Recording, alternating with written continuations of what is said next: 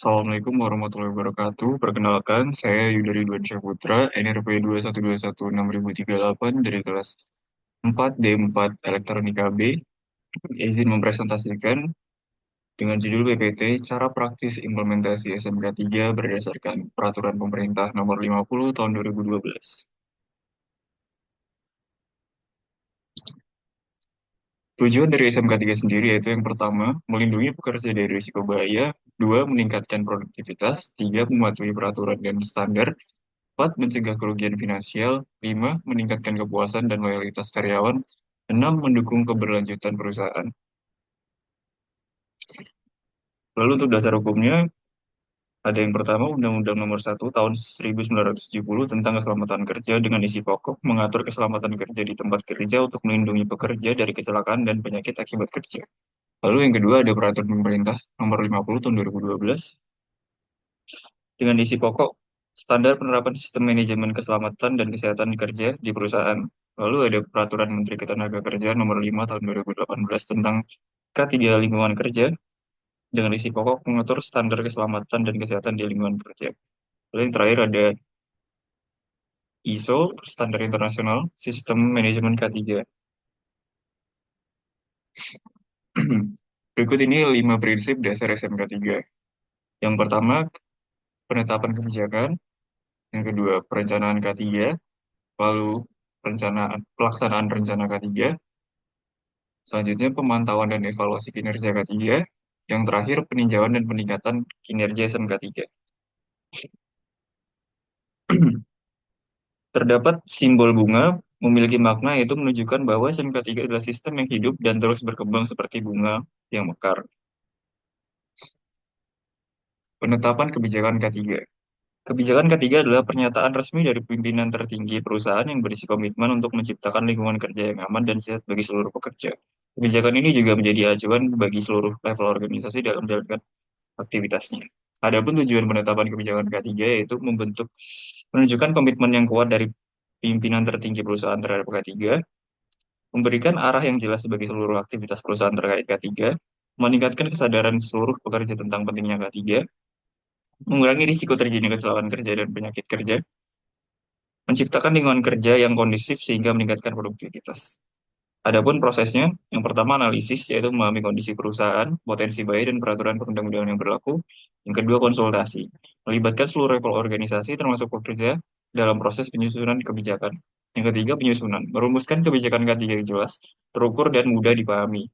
Pengesahan, mendapatkan persetujuan dari pimpinan tertinggi perusahaan. Yang terakhir sosialisasi, yaitu mengkomunikasikan kebijakan K3 kepada seluruh pekerja. Perencanaan K3. Perencanaan K3 adalah tahap penting dalam menerapkan sistem manajemen keselamatan dan kesehatan kerja. Tahap ini merupakan langkah konkret setelah kebijakan K3 ditetapkan. Tujuan utamanya adalah untuk menciptakan lingkungan kerja yang aman, sehat, dan produktif dengan mengidentifikasi dan mengendalikan risiko yang ada. Dengan tujuan menemukan semua potensi bahaya yang dapat menyebabkan kecelakaan atau penyakit akibat kerja, menentukan tingkat keparahan atau kemungkinan terjadinya risiko tersebut, merancang langkah-langkah untuk menghilangkan atau mengurangi risiko, menentukan siapa yang bertanggung jawab atas pelaksanaan tindakan pengendalian, yang terakhir memastikan adanya sumber daya yang cukup untuk melaksanakan rencana K3. Adapun langkah-langkah yang dalam perencanaan K3 yang pertama analisis awal, yang kedua identifikasi bahaya, yang ketiga penilaian risiko, yang keempat pengembangan tindakan pengendalian, yang kelima penyusunan prosedur kerja, yang keenam penyediaan sumber daya, yang terakhir sosialisasi. Pelaksanaan rencana K3. Setelah tahap perencanaan K3 yang matang, langkah selanjutnya adalah pelaksanaan. Tahap ini merupakan jantung dari seluruh sistem manajemen K3. Pelaksanaan rencana K3 memastikan bahwa semua tindakan pencegahan yang telah direncanakan benar-benar diterapkan di lapangan. Dengan tujuan, semua tindakan pengendalian yang telah diidentifikasi dalam tahap perencanaan harus diterapkan secara konsisten. Memastikan seluruh pekerja mematuhi prosedur kerja yang aman dan menggunakan alat pelindung diri yang sesuai. Mengurangi risiko terjadinya kecelakaan kerja dan penyakit akibat kerja. Meningkatkan kesadaran seluruh pekerja tentang pentingnya K3.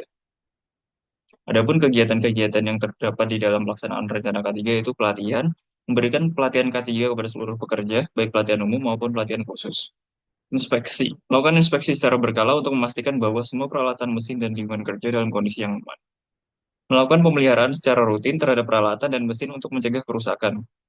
Melakukan evaluasi terhadap efektivitas tindakan pengendalian yang telah dilakukan.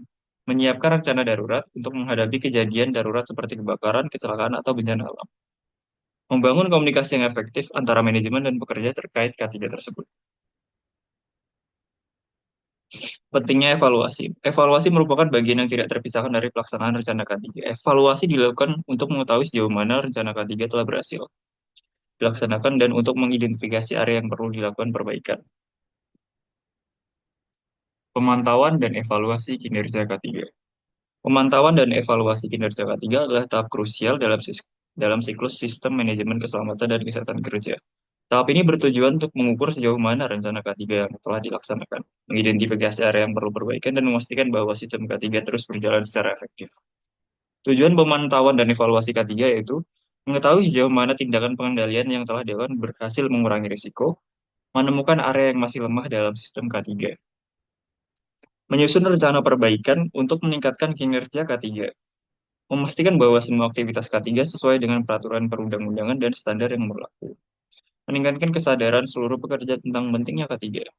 Adapun kegiatan yang terdapat di dalam pemantauan dan evaluasi seperti inspeksi berkala, yaitu melakukan pemeriksaan rutin terhadap kondisi tempat kerja, peralatan, dan prosedur kerja, audit internal secara berkala untuk menilai kesesuaian sistem K3 dengan standar yang telah ditetapkan. Selanjutnya, menganalisis data kecelakaan kerja, penyakit akibat kerja, dan hasil inspeksi untuk mengidentifikasi tren dan pola. Lalu, melakukan tinjauan manajemen secara berkala untuk mengevaluasi kinerja seluruh sistem K3. Selanjutnya, mengumpulkan umpan balik dari pekerja mengenai kondisi kerja dan efektivitas tindakan pengendalian. Peninjauan dan peningkatan kinerja SMK3. Setelah melakukan pemantauan dan evaluasi, langkah selanjutnya adalah peninjauan dan peningkatan kinerja SMK3. Tahap ini merupakan siklus akhir dalam penerapan SMK3 yang bertujuan untuk memastikan bahwa sistem yang ada terus berkembang dan terus menjadi lebih baik.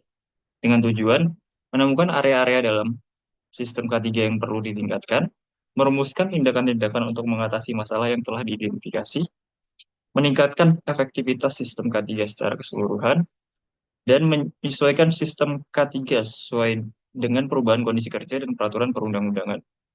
Adapun kegiatan peninjauan dan peningkatan kinerja SMK3 seperti analisis hasil evaluasi untuk mengidentifikasi akar penyebab masalah, menyusun rencana perbaikan yang mencakup tindakan korektif dan pencegahan, melaksanakan rencana perbaikan yang telah disusun, melakukan evaluasi ulang untuk memastikan bahwa tindakan perbaikan telah efektif, menggunakan hasil evaluasi sebagai bahan pembelajaran untuk meningkatkan kinerja dari K3 di masa mendatang. Contoh tindakan peningkatan kinerja SMK3 seperti pelatihan tambahan, perbaikan prosedur kerja, pengadaan alat pelindung diri, dan juga perbaikan lingkungan kerja. Praktik implementasi SMK3 yang efektif. Satu, pelatihan dan edukasi K3 secara rutin. Pelatihan dan edukasi K3 rutin bagi seluruh karyawan adalah kunci untuk meningkatkan kesadaran dan keterampilan dalam menghadapi risiko. Pelatihan ini mencakup penggunaan alat pelindung diri, prosedur darurat, dan tata cara penanganan insiden. Dengan manfaat, meningkatkan kesiapan karyawan dalam menghadapi situasi berbahaya dan memastikan mereka memahami tanggung jawab dan peran mereka dalam menjaga keselamatan. Yang kedua, simulasi dan latihan kesiapsiagaan darurat. Melakukan simulasi atau latihan kesiapsiagaan seperti latihan kebakaran, evakuasi darurat, untuk memastikan kesiapan seluruh karyawan dalam respon keadaan darurat. Yang ketiga, pelaporan dan investigasi insiden. Setiap insiden atau hampir insiden perlu dilaporkan dan diselidiki untuk mengetahui akar penyebab dan mencegah kejadian serupa di masa depan. Hal ini mencakup penyusunan laporan insiden, analisis akar penyebab, dan penyusunan rencana tindakan pencegahan. Manfaatnya, mengidentifikasi penyebab mendasar dari setiap insiden dan menyusun tindakan korektif yang mencegah insiden serupa terjadi di masa depan. Yang keempat, penerapan alat pelindung diri atau APD yang tepat. Menyediakan APD yang sesuai dengan risiko di tempat kerja dan memastikan karyawan menggunakan dengan benar. Jenis APD yang diperlukan sesuai dengan jenis pekerjaan dan potensi bahaya yang ada.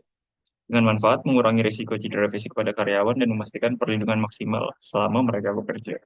Terakhir, pemantauan dan audit K3 secara berkala. Pemantauan dan audit K3 secara berkala dilakukan untuk mengevaluasi sejauh mana program K3 sudah dijalankan dan apa saja yang perlu diperbaiki. Audit bisa dilakukan oleh tim internal maupun pihak eksternal. Pentingnya pemantauan dengan audit rutin, perusahaan dapat meninjau efektivitas program K3, memperbaiki kekurangan, dan memastikan semua prosedur keselamatan selalu terupdate dan sesuai standar.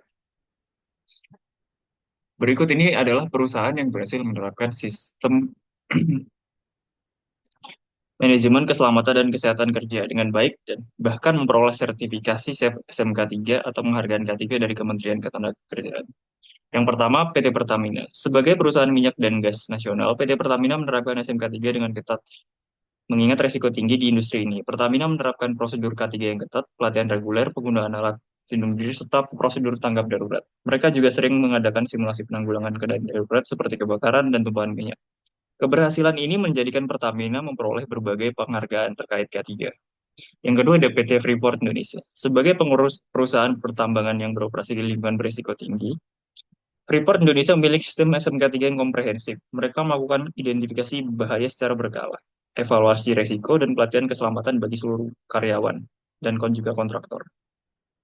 Freeport Indonesia juga sering melakukan simulasi darurat, pemantauan kesehatan, dan inspeksi rutin untuk memastikan kepatuhan standar K3. Lalu PT Astra Internasional.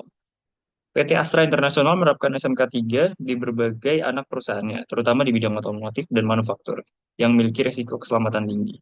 Astra memastikan seluruh karyawannya sudah terlatih dan dalam prosedur keselamatan, mengadakan pelatihan edukasi K3 secara berkala, serta menerapkan inspeksi dan audit SMK 3. Yang terakhir ada PT PLN Persero, yaitu perusahaan listrik negara yang juga menerapkan SMK 3 untuk mengelola risiko dalam kegiatan operasional yang melibatkan listrik tegangan tinggi dan pekerjaan lapangan.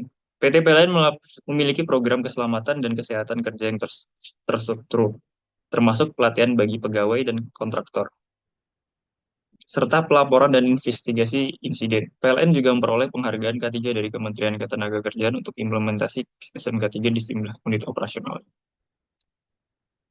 Terakhir, kesimpulan. Kesimpulan dari penerapan SMK 3 yaitu meningkatkan keselamatan kerja. SMK 3 terbukti meningkatkan keselamatan kerja dengan cara mencegah kecelakaan dan penyakit akibat kerja. Dengan adanya SMK 3, perusahaan dapat mengidentifikasi dan mengurangi risiko di tempat kerja. Yang kedua, kepatuhan terhadap regulasi dan standar K3. Implementasi SMK 3 memastikan perusahaan mematuhi peraturan yang berlaku seperti Peraturan Pemerintah Nomor 50 Tahun 2012 dan standar internasional yang relevan seperti ISO 45001. Dengan mematuhi regulasi ini, perusahaan dapat menghindari sanksi hukum serta meningkatkan reputasi di mata publik dan mitra bisnis. Yang ketiga, peran penting kepemimpinan dan partisipasi karyawan. Penerapan SMK 3 yang sukses membutuhkan komitmen dari manajemen puncak dan partisipasi aktif dari seluruh karyawan. Kepemimpinan yang kuat mendorong budaya keselamatan, sedangkan partisipasi karyawan memperkuat kesadaran dan kepatuhan terhadap prosedur K3 tersebut. Yang keempat, perbaikan berkelanjutan untuk peningkatan kinerja K3. SMK 3 bukanlah sistem yang statis. Evaluasi dan perbaikan terus-menerus perlu dilakukan untuk meningkatkan efektivitasnya. Proses audit dan pemantauan serta tinjauan berkala membantu perusahaan beradaptasi dengan perubahan dan memperbarui prosedur sesuai dengan kebutuhan yang baru. Yang terakhir, penerapan SMK 3 mendukung keberlanjutan perusahaan. Dengan meningkatkan keselamatan dan kesehatan kerja, SMK 3 berkontribusi terhadap produktivitas dan kesejahteraan karyawannya, serta keberlanjutan jangka panjang perusahaan. Lingkungan kerja yang aman mendorong karyawan untuk bekerja lebih baik, mengurangi biaya akibat kecelakaan, dan memperkuat citra positif yang ada di perusahaan. Berikut tadi hasil presentasi saya. Jika ada salah kata, mohon maaf. Terima kasih.